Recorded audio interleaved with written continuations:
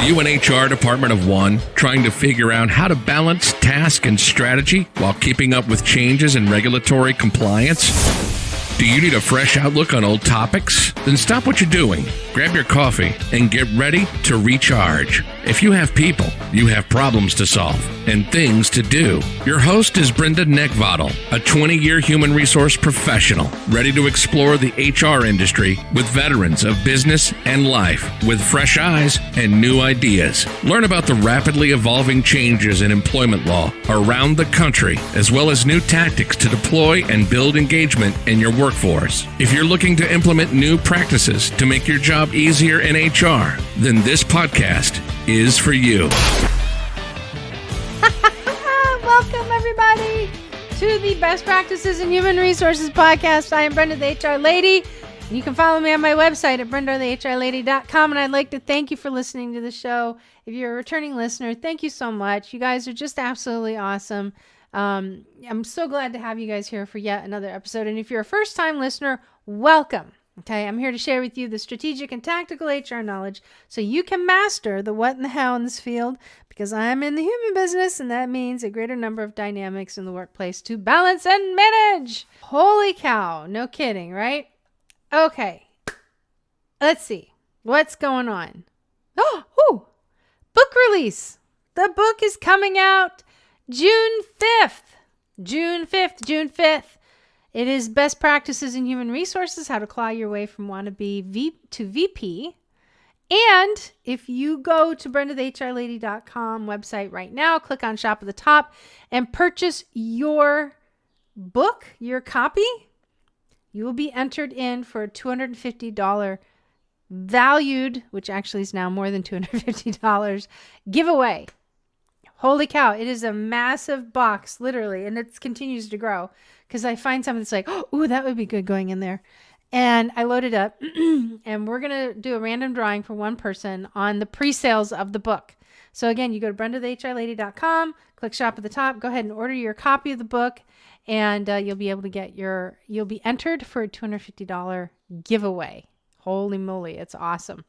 And if you're a VIP, if you're one of my VIPs, you also get to enter in, but you also get a little extra something in the mail as well. All right. So, government contracting course. We have a new government contracting course that is out. It is called HR Compliance for New Government Contractors. If you are brand new to the industry, brand new to the field, pursuing your first contract, have no idea what to do as regards to HR, this course is actually going to allow you to get set up, and it'll help you run down through everything that you need to know prior to hiring your first employee. Now, this is the basic stuff, and it is a comprehensive training. Hopefully it doesn't scare you, but it is the basics. It takes you through what the most important things you need to have in place. In addition to that, it's also going to tell you what laws you have to abide by, and it's going to give you a lot of other goodies and other bonuses that are in there. It's literally loaded with information. And once you're in, we are going to continue to provide new information, so it'll give you a place to come back as a long-term resource, which is going to be really awesome, especially with all the changes that happen in government contracting and compliance, because that is a nonstop evolving beast. So definitely check it out. Hop on over to the website, scroll on down, and you'll be able to connect with that. And then, of course, while you're on the website, go ahead and hit up the HR resources site and become my VIP. It is an absolute awesome piece of information. It has access to current HR news, which includes 6 major employment news categories, literally over 100 streaming articles from nearly 70 resources across the U.S., and then we also have one in Canada, because we do have some Canadian listeners too. So it includes things like COVID updates, employment law, legal updates, litigation updates, collective bargaining and unionization, which is a very hot topic right now. Affirmative action, EEO1 reporting, and OFCCP updates for government contractors, as well as information on disability. You can go ahead and download HR tools. We are, periodically updating videos and providing case law summaries, the case laws that make sense, right? Otherwise, we'd have this massive library of nothing but case law summaries, because those come out every day. But we want to make sure we have the ones that are making massive impact to the workplace. Yep, see, that's what he said too. Okay, so we've got some poster updates. It's been a while since we've 10 poster updates. Oh my goodness. Work from home. Work from home. Work from home.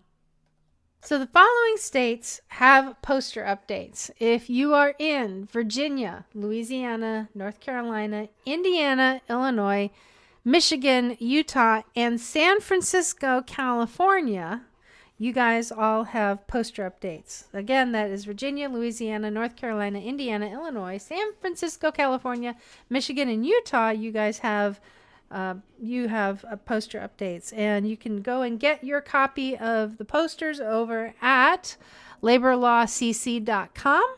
And if you use Posters 2021, you will be able to get 25% off of your order, and you are not going to get craziness, all kinds of spooky, scary kind of marketing garbage that tells you like, oh my gosh, your posters are out of date.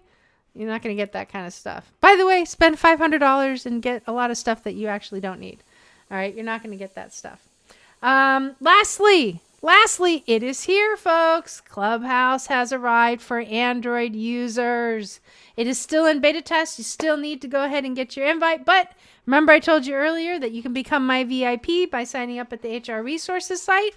When you sign up as a VIP, there's actually an automatic invite inside the website for you to go ahead and access, and you can start participating and listening in on the Clubhouse rooms in the HR Club, of which I am the founder of. We have like 13,000 members. Oh my word, in the HR Club. It's pretty fantastic. So you guys can go ahead and jump on, get your invite. Welcome to the world of Clubhouse Android users. You're going to enjoy it. Now, folks, before I go on, the information that is available through this podcast is for informational purposes only and not for the purpose of providing legal advice.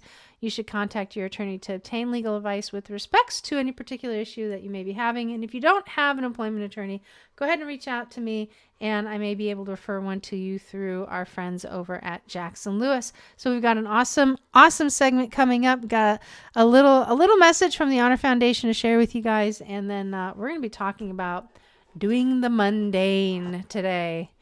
Ugh.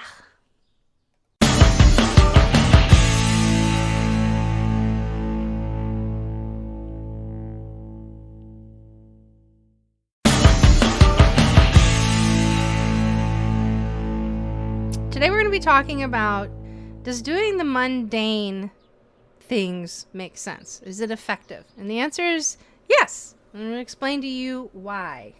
Why that is. Doing the mundane is actually stuff that's really important. And today we're going to give you some examples as to what is going on in the world. And they're mundane. But you know what? We're going to share with you why those things are extremely important. Okay?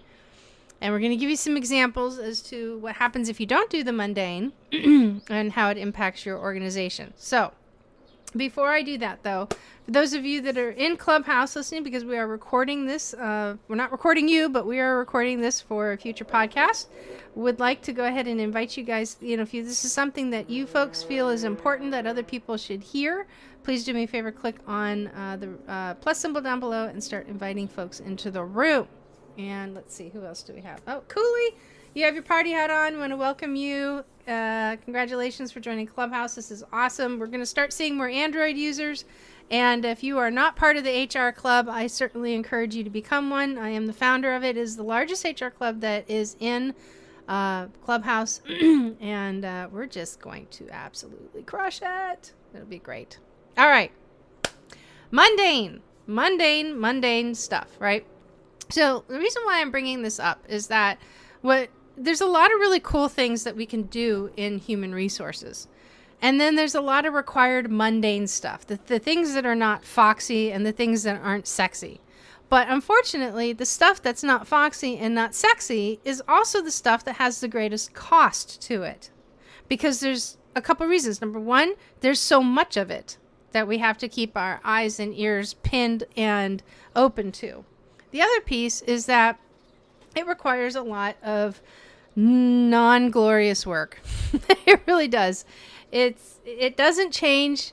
It's not very thrilling. It's kind of like, But you know what? There are people out there that really do enjoy doing it. And if you're one of those people that like to do the extra above the on stuff, you know what? Hang in there and do it, because it's all really great work. But if you're an individual who is wanting to do, the non-foxy, super sexy stuff, because it's actually what really keeps the business in line and in check, you're really going to get a lot out of this. Okay, so scheduling practices. Boring, boring, boring.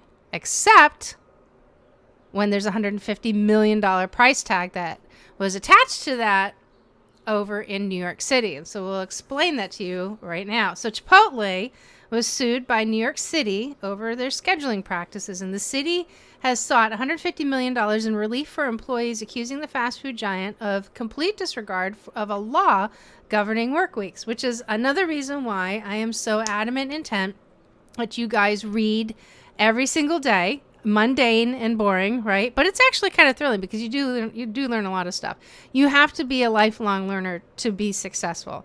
And being a lifelong learner, honestly, is just that 1%. That's the 1% that makes you from good to great, if you do it each and every single day. If you incorporate that part in your world, because otherwise you're going to be just like everybody else, and who wants to do that, right? All right, let's stand out and be spectacular. All right, so New York City on Wednesday sued the fast food giant Chipotle Mexican Grill over what is said are hundreds of thousands of violations of a fair scheduling law at several dozen stores. All right, now the workers are owed $150 million in relief for the violations, according to the complaint, and the financial penalties could far exceed the amount, making it the largest action the city has brought under law.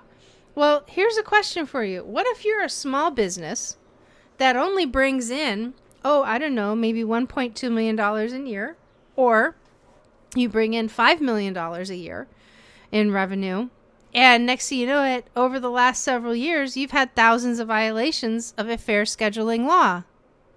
This is the mundane, boring stuff that can actually shut your business down. Because $150 million in relief, even a fraction of that, even if it's $1 million in relief, that can kill a $5 million business. Absolutely kill it. Shut it down. The doors are shut. No more. And that's the number one responsibility that a company has, is to keep their doors open so that they can make payroll. That's the responsibility. Okay? Now, the suit cites violations of the so-called Fair Workweek law that includes changing employee schedules without sufficient notice or extra pay, requiring employees to work consecutive shifts without sufficient time or extra pay, and failure to offer workers additional shifts before hiring new employees to fill them. So New York has got some pretty specific, very strategic, very you got to follow the bouncing ball, really keep your eyes dialed in, and whatever cliche you want to add in there, type of law as it pertains to this. Okay. Now, the allegations cover the period from November 2017, which, folks, was not very long ago. That was only 4 years ago, when the law took effect in September of 2019. Excuse me. The law took effect in 2017, and the look-back period is from 2017 to 2019 September. All right? So we got the date. Sorry about that. When the city filed an initial suit involving a handful of Chipotle stores. So the new complaint filed by the Department of Consumer and Worker Protection at the Office of Administration, Trials and Hearings, God, man, don't you just love these long titles, said that Chipotle had made some attempt to comply with the law since 2019, but that the violations were actually continuing. So they filed their first case against Chipotle and have unfortunately learned that the initial charges were really just the tip of the iceberg. Right? So 1%. So Mayor Bill de Blasio said in a statement that Chipotle's flagrant disregard for our laws and for their employees is unacceptable. Workers deserve reliable schedules, and we will do everything in our power to hold them accountable. So this is an example of a very large chain in a very specific area. Somebody dropped the ball, like massively. This is a combination of, these allegations are a combination of the possibility of individuals, managers not being trained appropriately. Managers, trust but verify is not happening. All right. And the fact that Chipotle was investigated and they determined as part of this investigation that these violations exist, they're going after them. Now, is it possible that in the midst of 2 years, Chipotle fixed the problem and the city is still going after him? Yes, that's very possible. But once again, that shows that the city of New York is actually working to wrong a right. And really, Chipotle is coming back and saying that, the lawsuit is a dramatic overreach and that the company will vigorously defend itself. Now, Chipotle is a pretty good company to work for. So it's very likely that this is a scenario where there's two sides to every story and the truth lies in the middle. And it could be that this is an agenda. That's very possible too. But, look, it doesn't matter. It's expensive. Okay. It's expensive. So Chipotle also came out saying that they remain committed to their employees and their right to a fair, just, and humane work environment that provides opportunity to all. So, something else here that was in the article, it stated that rather than adopting the franchise model that many competitors rely on, the company owns and operates as roughly 80 to 90 stores throughout the city. Now, the workweek law that passed after lobbying by prominent unions included the powerful Service Employees International Union Local 32BJ, which has been trying to unionize Chipotle employees as well. Okay, so yes, they think there's a little bit of an agenda going on here as well. But there's a growing body of research that shows that erratic schedules can exact a large physical and emotional toll on workers and the children. But under the law, the fast food employers must provide workers with their schedules at least 14 days in advance. So that's one of the stipulations right there. Or if not, obtain written consent for them to pay the premiums for their shift. So it's designed to keep employers in check, so that way employees aren't waiting to the last minute to find out if they are working, which, to be quite honest with you, it is a real pain in the butt. I don't disagree that it is a pain in the butt. I think it's a good standard to have, schedules released 14 days in advance. Everything else, I don't really have much of an opinion on. I think it just is what it is. And employers must also provide workers with at least 11 hours between shifts on consecutive days or obtain written consent and pay them $100. And really the point of doing this is the hope is really to discourage the practice of forcing workers to work late into the evenings and help them open a store in the morning knowing as a clopening. And when you've been, look, I'm going to be honest with you. I've been in retail. I was in retail for 26 years. One of the stores that I was a big part of the opening on was the Warner Brothers Studio stores down in Waikiki when my family's from Hawaii. Long story there, whole nother deal. But there were times where I would close at midnight and then have to be back in at 8 a.m. Sometimes I didn't get out of there until like 1 in the morning. And I'd have to be back in again at 8 a.m., 7 a.m. to be part of the opening. And that is hard, but it's not as hard when you're young. It definitely would kill me today. There's no doubt about it. So the provisions requiring employers to offer workers additional shifts before hiring new workers was intended for it to make it easier for workers to earn enough income to sustain themselves. So employers in fast food and retail operations often hire more workers after a few hours to add scheduling flexibility. That is a very common practice, absolutely. But the goal still here that New York is trying to accomplish is to have employers provide more stable and predictable schedules, right? Does it sound mundane now? Probably not. Now, the complaint also accuses the company of violating the city's paid sick leave law, which was enacted in 2014 and mandated up to 40 hours of paid leave per year. And that ceiling actually grew to 56 hours beginning in January for larger employers. So the city contends that Chipotle illegally denied requests for time off, required workers to find their own replacements, and did not pay workers for the time that they took. Now, according to the complaint, all the estimated 6,500 Chipotle employees in New York City from November 2017 to September 2019 were affected by violations involving scheduling and sick leave, and on average, they experienced more than 3 scheduling violations in a week. Oh my goodness. Okay. So a woman who works over at the Chipotle at the Empire State Building said that through an interpreter that she typically received her schedule at least 2 weeks in advance and had not been asked to work clopenings, which is back-to-back closing and opening, but that she had struggled to receive enough hours to support herself.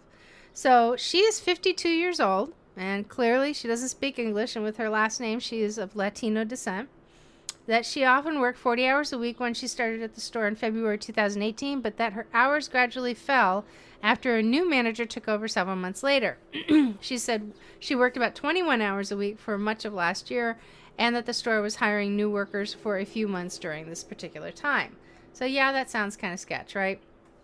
So she said that her hours had gradually increased since then, but only after she complained repeatedly to the store managers and area managers, and she said that a manager also asked her to find a replacement when she recently tried to take a sick day, but that she refused. Look, if you call in and you're going to be sick, I would never ever ask an employee to find somebody to cover their shift. Not if they're legitimately sick. Now, if they know that they're going to be out and it's a last minute thing, like, hey, I got something going on, I want to see if I can't, just change my schedule and take tomorrow off. It's like, well, you know what? You need to cover your shift. That's different. That's absolutely different, right? The schedule's been out. You've known about this. I understand that cool stuff in life comes up. I'm all about you enjoying it. But you know what? If your absenteeism is going to put the store in a difficult, challenging situation, you still have a responsibility to make sure that your shift is covered. That's my opinion. That's a retail, long-time thing. If you want to go and play, that's great, but you got to cover your shift. Nothing, no harm, no foul in doing that. But if you're sick, you're sick. If you're legitimately sick, you're legitimately sick. And if you call in because I said no or you weren't able to find somebody, I already know what your game is.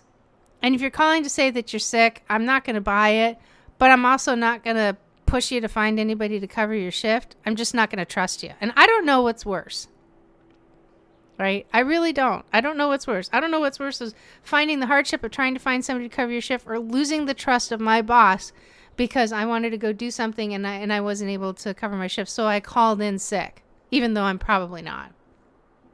And you know what? In all fairness, when I was a boneheaded 22-year-old, I did that one time, and I didn't like how it felt. So I never did it again. I never did that again. I thought, well, that was lame. So I never did it again. All right, so Chipotle has faced other challenges in recent years as well as hundreds of people, obviously, they brought this one back up again, became sick after eating in the restaurant in 2015, and 16 from E. coli, leading to a sharp decline in the company's stock price. So last year, Chipotle was fined, nearly $1.4 million over accusations that it regularly violated Massachusetts child labor laws from 2015 to 2019, and the company settled without admitting any violations. Look, sometimes that's what you have to do as a business. Sometimes you just have to get the lawsuit out of the way because dragging it on will cost more than just actually settling it, but you can clearly settle it without admitting any type of violation, okay? The company has actually posted solid sales growth through the pandemic, but they had a $6 billion revenue listing last year, and its stock price has just gone through the roof. So according to New York City complaint that Chipotle frequently violated the law either by destroying or failing to maintain or produce records attesting to its scheduling policies. Okay, so ugly, boring, mundane, but very clearly important. Very clearly important. You don't destroy your records before you're required to. Okay. Now, whether they did or didn't, this is the accusation, and this is what you have to really make sure that you maintain and live up to. It's boring. It's mundane. It's not very sexy, but critical. So the quote here is they're saying that Chipotle failed to produce certain categories of scheduling information, and the department requested in part because it had destroyed paper schedule records. Bad. However, the evidence Chipotle was able to produce, as well as evidence that employees provided, showed that Chipotle did not begin to implement key elements of the Fair Workweek law in any of its New York City locations until approximately September 2019. Woo! Okay, so that's a world of hurt. That was an article that actually came out of the New York Times fairly recently. Actually came out, the 28th of April? And it's called Chipotle is sued by New York City over scheduling practices.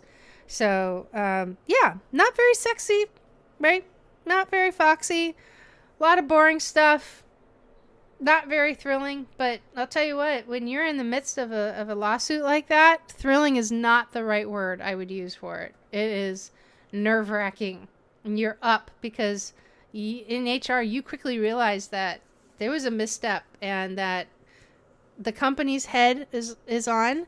And if you were the HR person at that time, your head is on a platter as well, right? You've got skin in the game on this. And you also have individual liability, which means that you can also be individually sued as well. Ew, ew, ew, right? All right.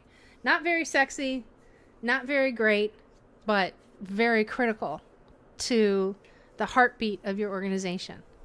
And this is another perfect example of, now for those of my people out here who are listening, they're government contractors, this kind of stuff this is a pretty egregious accusation. Even an accusation like this can cause a government contract or a contract officer to get very, very, very concerned about your ability to conduct business in the human side of your business. So look, it's not sexy. It's not fun. We've said it over again. It's mundane. It's boring.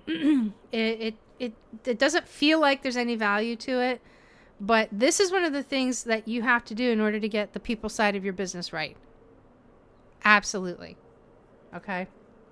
All right. So let's put that aside.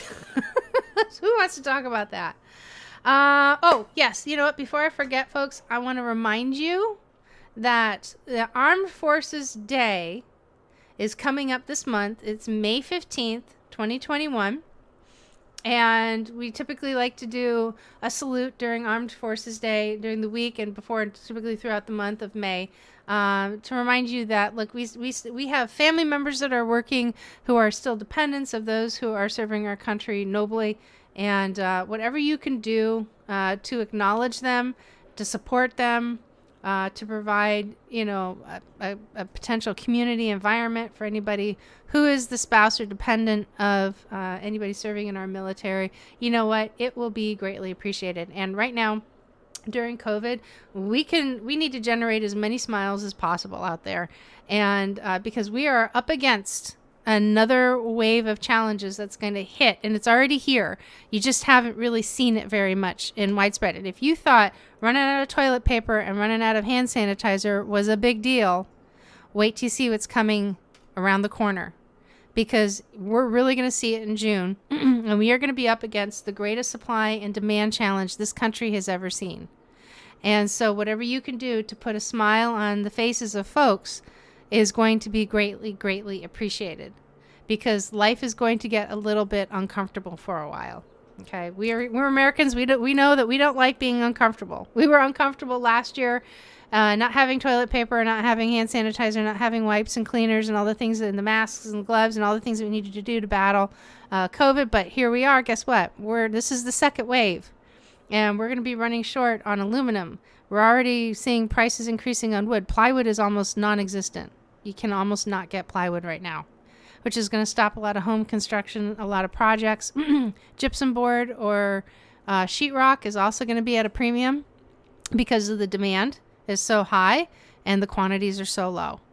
Anything that has silicon in it, anything.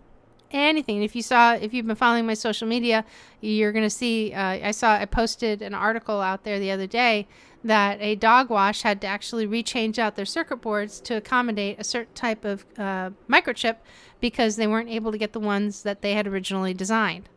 It's going to add increased cost to your organization. It's going to slow down products. So if you're in the construction business, guess what? You're going to have a slowdown. You're not going to be able to get aluminum here real soon for a short period of time. That's going to impact HVAC. It's going to impact it's going to impact recycling operations. It's going to impact, imagine how many cans of soda that we drink on a regular basis. Beer. Okay. Aluminum is coming. It's happening. As a matter of fact, I'm watching the stock prices go up in China because China has aluminum. Imagine that, right? All right. So it's happening. Boy, that was an interesting segue, wasn't it? But I just want to remind you that Armed Forces Day is coming up. Whatever you can do, please, let's put a smile on people's faces and buy your wood, aluminum, silicon ahead of time before the end of May while you're at it. Okay, so next Monday non-sexy thing coming down the pike that is probably going to make give you a little challenge ahead, but you know what? That's okay. It's just something to get in front of and not behind or underneath. And this actually comes out of a law firm called Constaggie, Brooks, Smith, and Profit. I think I said that, Constaggie. Yeah, Constaggie, Brooks, Smith, and Profit. And this was published out, April 30th? Yeah, just the other day. So federal paid leave laws actually may be coming. And in his address to the joint session of Congress on Wednesday evening, President Joe Biden formally announced, amongst other things, that paid leave provisions of his American Families Plan. Now, the plan leave discussion you can find on the actual link. It's on page 8 and 9. And I'm happy to go ahead and post that on my social. I'll be more than happy to go ahead and post that afterwards here.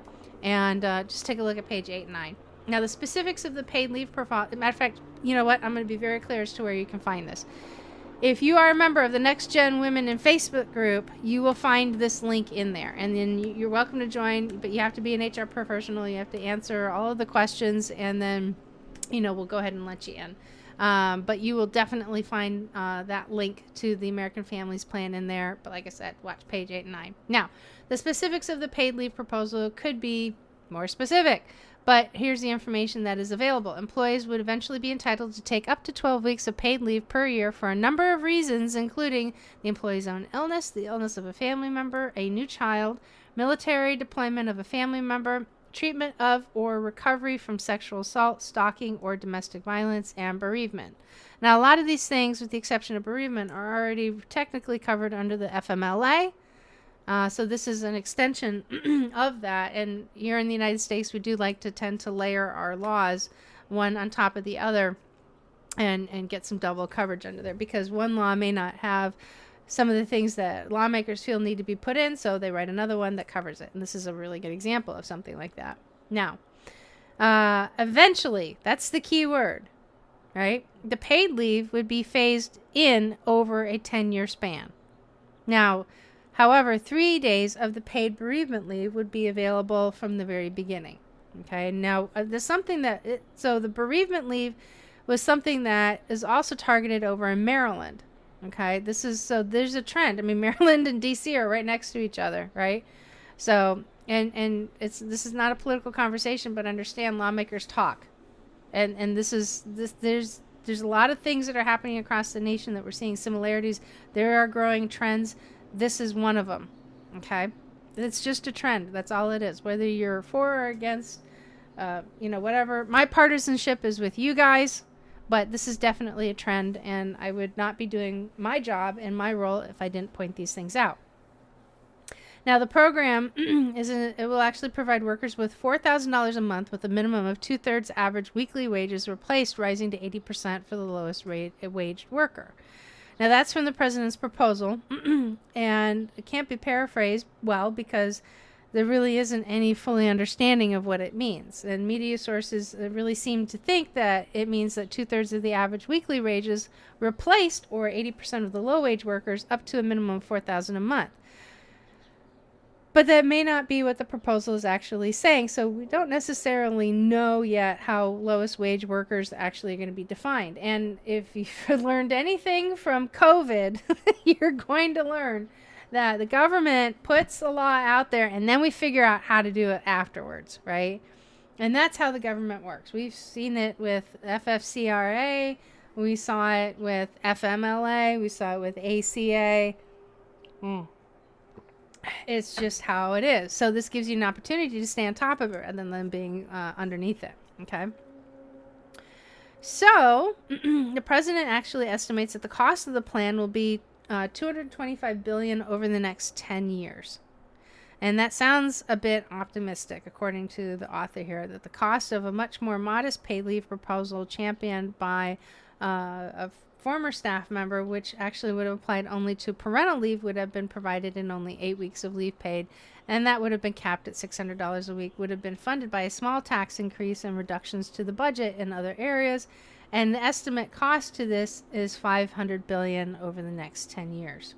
Okay, so the question is how likely is this American Families Plan likely to pass?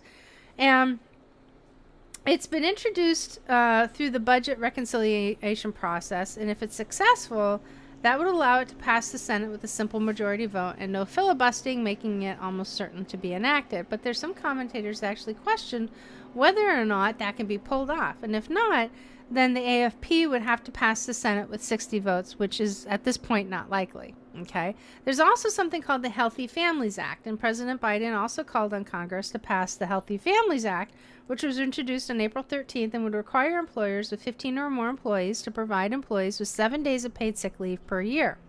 Now, the qualifying reasons in the pending House bills have some overlap with the American Family Plan, and that is physical or mental illness, injury, or mental condition, obtaining a diagnosis, care, or preventative care, and attendance at required meetings at a school which the employee's child is attending because of a medical condition or disability, and then also obtaining various types of assistance related to sexual assault, stalking, or domestic abuse.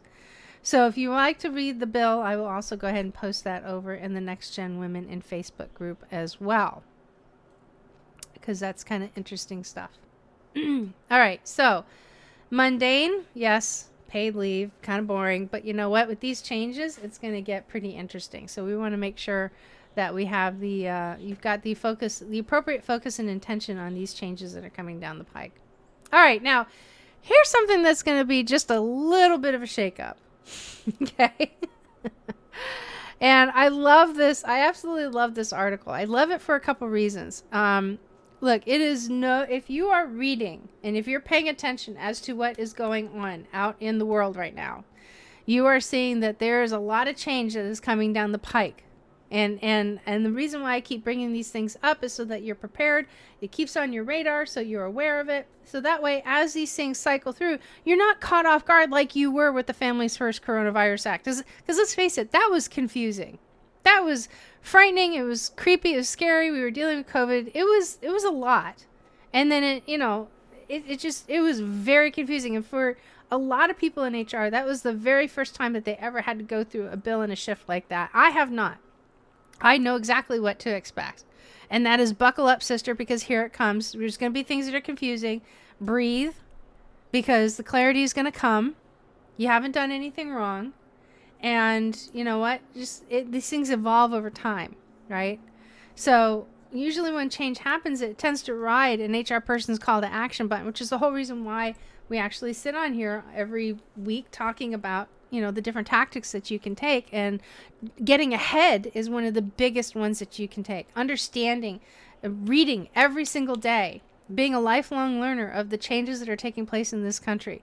Because after this president, there's going to be more changes that are coming. It just happens, right?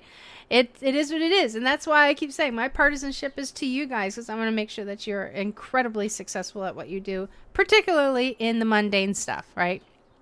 All right. So I love this. Love this. Love this. Oh, man. This is another name I'm going to struggle with. This came from a law firm called Breazeale, Breazeale, Sanchez and Wilson. And it is called Houston, We Have a Problem, Lessons Learned from Elon Musk on the National Labor Relations Act and Social Media. So let's face it. Sometimes leaders post things on Twitter that are just not cool. And then there are things that leaders post on Twitter that they shouldn't. And it blows up. And this is one of those. Okay. It blew up. Now this came out back in April 30th. And it starts off with, it says that the current White House administration, it's well known that pro-union stance and the more restrictive position of the National Labor Relations Board will likely take towards employers over the next 4 years. Employers must learn lessons whenever possible to avoid NLRA violations, National Labor Relations Act. All right. Now, the NLRA is not rocket scientists, but Tesla's CEO and SpaceX founder, Elon Musk, should be able to hopefully garner some guidance from this, because I promise you, whoever's sitting in the VP seat over in Tesla and over at SpaceX has had to have the conversation with this man, telling him to watch what you say on Twitter, because that's exactly what happened. So as part of a spate of violations of the NLRA by Tesla, Thursday, March 25th in 2021, the National Labor Relations Board upheld a 2019 ruling that found that a 2018 tweet made by Elon violated the National Labor Relations Act by threatening to revoke benefits from Tesla employees if they joined a union. Oh my gosh, bad, bad, bad. Don't ever, ever, ever say that stuff, right? Just even saying it. I mean, look, it's a documented quote. That is a violation. That is a protected, concerted and protected right. That is a violation against the National Labor Relations Act. Holy cow, bad stuff. And you can see here we are, 2021? And it's going back to 2018 from a ruling that was made in 2019. Yes, the administration is looking for stuff. Yes, it's out there. Okay, they're going to find it. So in the midst of the United Auto Workers' ongoing union organizing efforts of Tesla's workforce, Musk posted the following message on his widely followed Twitter account. And I read it as a quote, "Nothing stopping Tesla team at our car plant from voting union. Could do so tomorrow if they wanted, but why pay union dues and give up stock options for nothing? Our safety record is 2 times better than when the plant was a UAW," that's the name of the union, "and everybody gets health care." You can totally see what he's trying to do, right? But there's interpretation, and but why pay union dues and give up stock options for nothing? That's the big key right there. So after the UAW filed charges against Tesla, the NLRB found that Musk's tweet can only be read as a reasonable employee. Here we go. As I mentioned this earlier, reasonable employee, right? This is how things are ruled. Musk's tweet can only be read by a reasonable employee to indicate that if the employees vote to unionize, that they would give up stock options. That was the sentence that I called out just a second ago. So Musk threatened to take away a benefit enjoyed by the employees consequently for voting to unionize. And as part of its ruling, the National Labor Relations Board ordered Tesla to delete Musk's tweet, post, and required Tesla to post a detailed notice of its labor violations for its workers at its California plant. If the mission was to land a successful union negotiation, this ruling actually is a sign of an extremely bumpy ride. Now, the NLRA also vests employers with certain rights to voice their opinions on unions to their employees. So this is not like, don't start feeling like you don't have any rights as an employer, that you don't have a lot of wiggle room, although the National Labor Relations Board is looking to minimize those. And that has been published. It has been very clear. It's been spoken. It's not me making it up. That stuff is out there. Okay. Now, the act also limits what employers can do in response to the union organizing efforts, and specifically, employers cannot threaten employers based on their union activity. They cannot interrogate workers about their union activity or sentiments. They can't make promises to employees to induce them to forego joining a union or engage in surveillance on workers' union organization efforts. Now, I'll tell you something. My father was a hospital administrator for 23 years, and he had a nursing union in the hospital that was relatively problematic. The employees actually were not being treated well. And so he made the commitment to them that they were going to step up in the hospital, and the hospital environment was going to get better. And somehow, I don't know how it was, but somehow, and they had a lot of lawyers involved in this, obviously, but he made commitments. He made commitments to make improvements in the hospital. And ultimately what happened was that the hospital, the nursing union, was voted out. It has never been back in ever since. And he made sure every commitment that he made was upheld. In addition to that, he also started attending external league events and made a real concerted effort to enjoy and recognize the accomplishments of all of his employees. So that was pretty cool. All right, back to this. So employers should actually provide ongoing supervisor training and the intricacies of the National Labor Relations Act rulings, including whenever union organizing efforts are initiated. That is key and critical, right? Employer violations of the NLRA can lead to fines and, arguably more importantly, severely undermine the employee's perception of the employer. The NLRA also protects employees' rights to make certain statements on social media, regardless of whether union organizing efforts are occurring, and employee statements about wages, hours, or working conditions are protected, considered and protected under the Act, and this protection has been broadly interpreted by the National Labor Relations Board in favor of the employee. So employers actually must avoid policies that prevent employees from making such, prevent employees from making such protected statements on social media.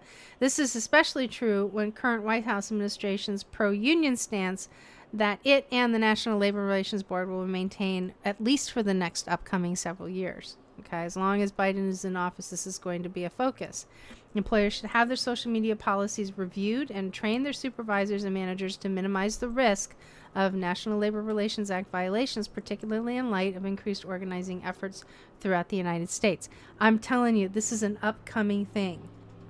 This stuff sounds boring and mundane. It really does. But if you look at it as from the aspect of how do you protect your company and how do you support the growth of your organization, you're going to wind up seeing that it is good work to do. It's going to be really, really good work. So, there you have it.